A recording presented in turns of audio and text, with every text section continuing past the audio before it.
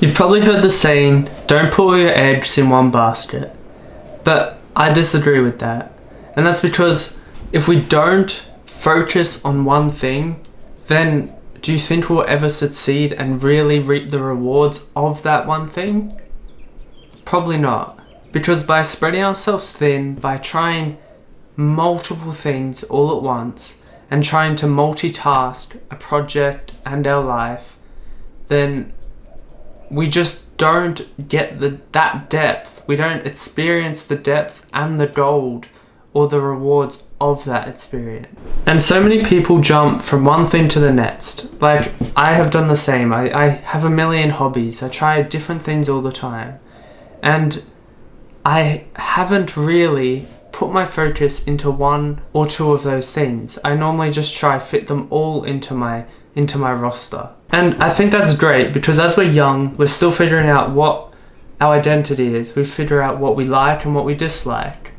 But there has to be a point where we get that clarity, and we figure out exactly what things we want to go deep onto and have trade-offs. Get rid of the stuff that we can do later on in our life, or we can just push them to the side and focus deeply on the one thing.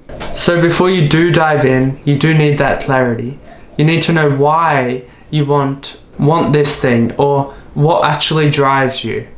So this could be traveling the world, it could be having a comfortable upbringing for your children, or creating impact in the world.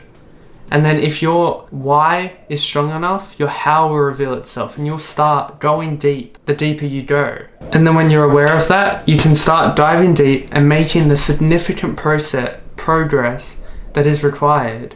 Because you're not making 1 millimeter of progress in all these directions. You're going straight towards the goal, making even small increments, but bigger and better because your focus is on that thing. So it's just about figuring out what's essential to you.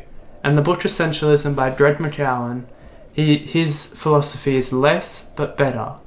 So by doing less, by prioritizing less, you have more focus on those things, which leads to better results. And never going deep into something, it's just like a safety net. You feel safe because you can go very shallow into the water, but never deep enough for like the sharks or the setbacks and the obstacles that actually come your way.